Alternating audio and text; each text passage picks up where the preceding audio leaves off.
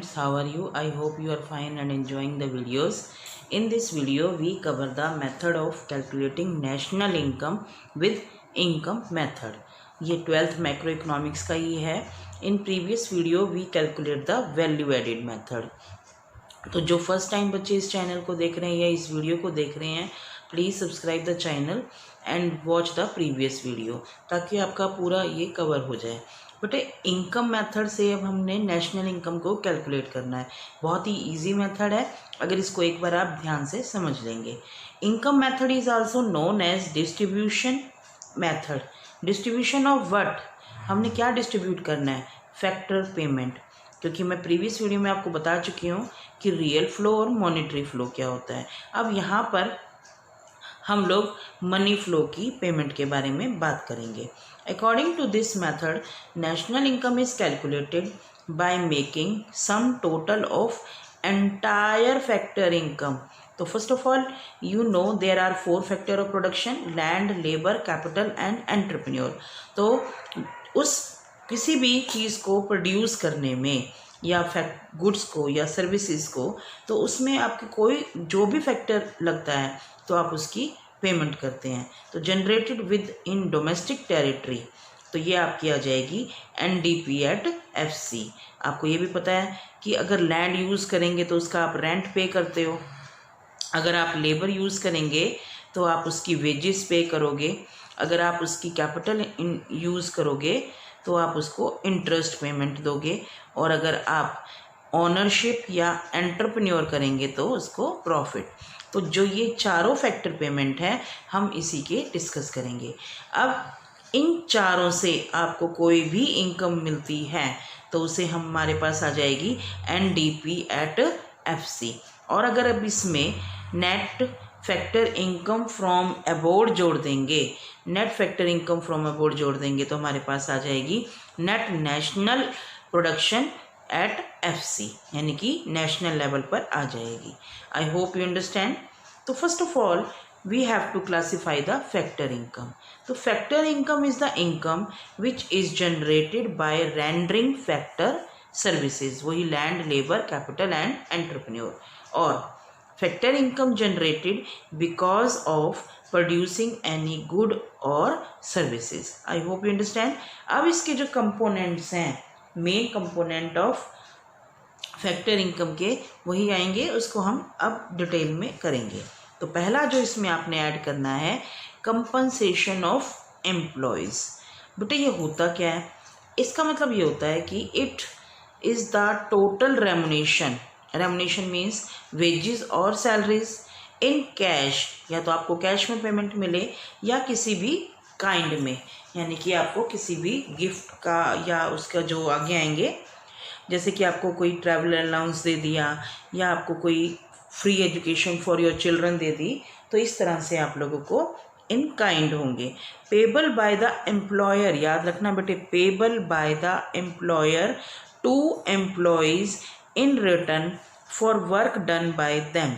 यानी कि अगर आपने किसी एम्प्लॉय को, एम्प्लॉय मीन्स जो आपके अंडर काम कर रहा है, उसको किसी भी तरीके से कैश में या किसी वस्तु की फॉर्म में या किसी रिवार्ड की फॉर्म में अगर आपने उसको कुछ रेमुनेशन दिया है, काम करने के बदले में पे किया है, तो उस और during an accounting year, that is known as compensation of employees.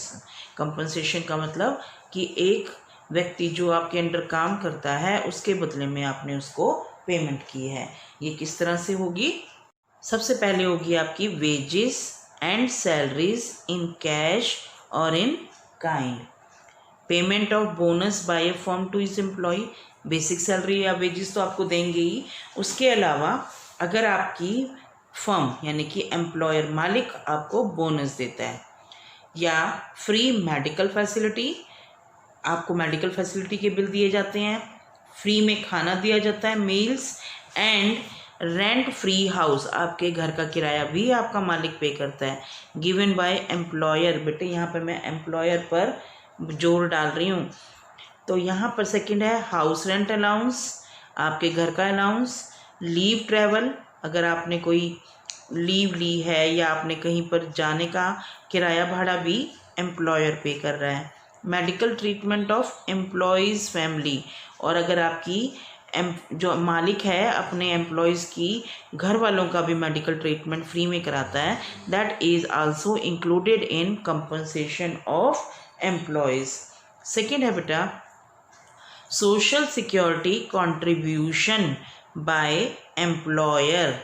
Social security में क्या क्या आएंगे, मान लो contribution to provident fund by the employer और insurance premium paid by the employer. I hope you understand. लेकिन इस चीज़ को एक और ध्यान रखना कि if compensation of employees is given in numerical then any one of the above is not included separately. अगर आपको क्वेश्चन में कंपनसेशन ऑफ एम्प्लॉई एक साथ एक ही वर्ड की फॉर्म में दिया हुआ है, तब आपको इन जितने भी मैंने पॉइंट्स बताए हैं उनको इंक्लूड नहीं करना अलग से, सिर्फ आप क्या लिखेंगे कंपनसेशन ऑफ एम्प्लॉयज़। और एक चीज़ और ध्यान रखनी है आप लोगों ने कि जो बेहद इम्पॉर्टेंट है कि कंट्रीब्यूशन टू प्रोविडेंट फंड और insurance premium paid bye employee, अगर आपका कोई एम्प्लॉई ही पे करता है, यानी कि जो व्यक्ति है जिसको ये कंपनसेशन मिला है काम करने के बदले में, वो खुद ही अपना प्रोविडेंट फंड और इंश्योरेंस प्रीमियम पे करता है, तो उसको नेशनल इनकम में इंक्लूड नहीं किया जाएगा। क्यों? क्योंकि कंपनसेशन ऑफ एम्प्लॉयज़ में इंक्लूडेड है, यानी कि पीएफ, और जो वो इंश्योरेंस प्रीमियम पे कर रहा है वो अपनी सैलरी में से या वेजेस में से ही इंक्लूड है, उसमें से पे कर रहा है, तो डबल अकाउंटिंग में इसको नहीं कैलकुलेट करेंगे। अब मान लो compensation given by insurance company to an injured worker, यानी कि अगर कोई कंपनसेशन है इंश्योरेंस कंपनी ने दिया हुआ है और वो एक घायल व्यक्ति को, यानी कि जिसको चोट वगैरह लगी, उसको पे कर रहे हैं, that is also not included in compensation, क्योंकि वो जो insurance company to the employee and not by the employer, उसको भी इंक्लूड नहीं करेंगे कंपनसेशन में, क्योंकि वो इंश्योरेंस कंपनी ने दिया है और मालिक ने नहीं दिया। और इसी तरह से अगर कोई मालिक अपने एम्प्लॉयज़ को फेस्टिवल गिफ्ट देता है, इंडिपेंडेंस डे पे छुट्टी दे देता है, तो इसको इंक्लूड नहीं करना, क्योंकि ये ट्रांसफ़र पेमेंट है, मालिक अपनी खुशी से दिवाली पर गिफ्ट वगैरह दे रहा है। सेकेंड आपका, I hope you understand. Now we come to the operating surplus. Operating surplus क्या होता है? It refer to the income which is generated due to property and entrepreneurship, यानी कि मालिक की प्रॉपर्टी है, ठीक है, उसमें वो अपनी प्रॉपर्टी में काम कर रहा है और उसने अपनी मैनेजमेंट से ढंग से काम किया है, तो उसको प्रॉफिट मिल रहा है।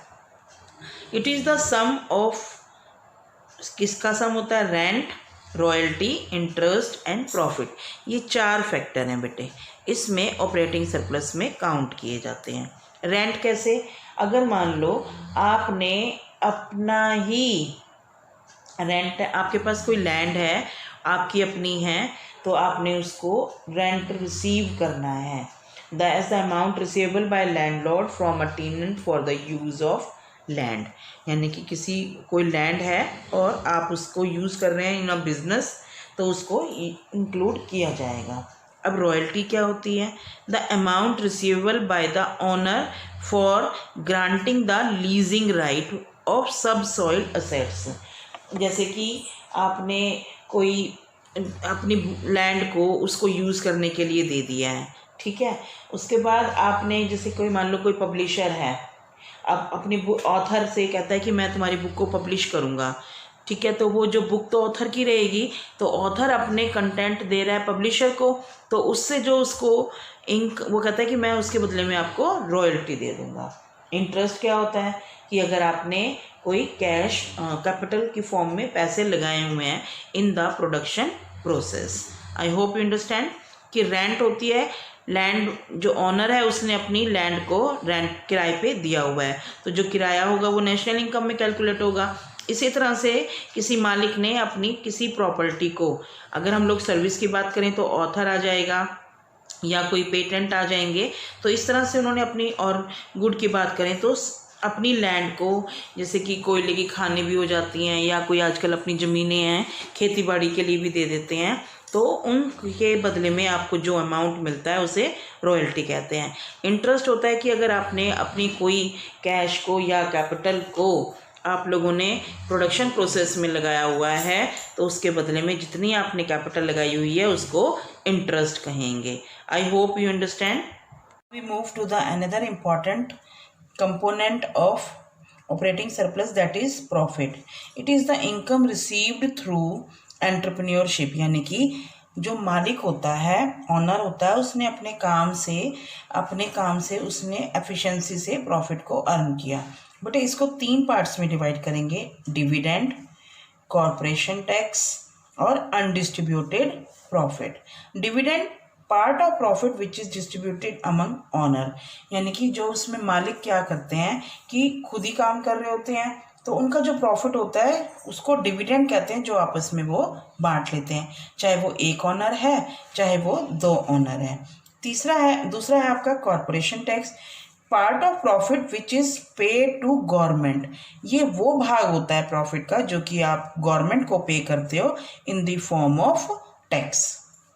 अनडिस्ट्रीब्यूटेड प्रॉफिट, ये जो फर्म्स होती हैं, ये जो आपकी बिजनेस फर्म होती हैं, कुछ प्रॉफिट के पार्ट को बचा भी लेती हैं, क्योंकि आपको पता है कि जो प्रॉफिट होता है कई बार ज़रूरी नहीं है कि हर साल आपको प्रॉफिट ही हो, कई बार लॉस भी हो सकता है, या आप चाहते हैं कि फ्यूचर में आप अपने बिजनेस को बढ़ाएं, कोई मशीन लेनी है या कोई नया प्रोजेक्ट लगाना है, उसके लिए आपको सेविंग की ज़रूरत पड़ती है।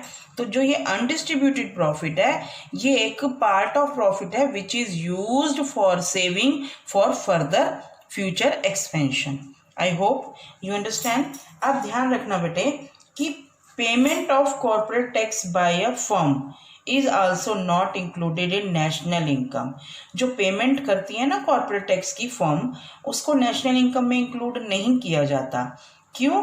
क्योंकि ये ट्रांसफ़र पेमेंट है, क्योंकि जो कॉर्पोरेट टैक्स है ऑलरेडी प्रॉफिट में इंक्लूड है, और कॉर्पोरेट टैक्स जो होता है वो गवर्नमेंट को पे करता है। गवर्नमेंट इसके बदले में कोई प्रोडक्शन नहीं यूज़ करती, उसको कोई आगे कोई आपकी आउटपुट नहीं होती, तो इसीलिए इसको आपने इंक्लूड नहीं करना। ध्यान रखना बेटे, if operating surplus is given, अगर आपको ऑपरेटिंग सरप्लस गिवन है, then rent, profit, interest, royalty will be included separately. इनको अलग अलग ऐड करेंगे। लेकिन अगर आपको प्रॉफिट गिवन है अकेला, तो dividend, undistributed profit, corporation tax, इनको अलग नहीं लेना, सिर्फ एक प्रॉफिट को इंक्लूड कर लेंगे। लेकिन ऑपरेटिंग सरप्लस में ये अलग अलग कैलकुलेट होंगे। Now we move to the third component, mixed income. Mixed income होती क्या है? Of the self employed. जैसे मान लो एक व्यक्ति है, वो अपने, it refer to the income of self employed people.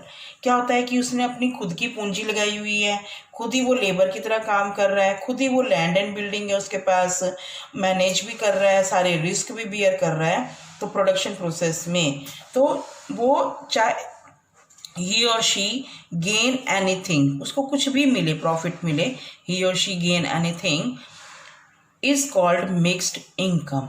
यानी कि अगर उसने, मान लो वो कोई लैंड यूज़ कर रहा है, तो उसका किराया तो अपने आप को ही पे कर रहा है ना वो, तो उसमें क्या होता है बेटे कि उसको इम्प्यूटेड का मतलब होता है कि उसको आपने नेशनल इनकम में इंक्लूड करना है। अब आपके पास कोई फैक्ट्री है, फैक्ट्री पे जो ज़मीन है वो आपकी है, आपने उसमें पूंजी लगाई हुई है, आपके घर के ही मेंबर उसमें काम कर रहे हैं, मैनेज कर रहे हैं, तो इन सब की इनकम जो होती है उसे मिक्स्ड इनकम कहते हैं।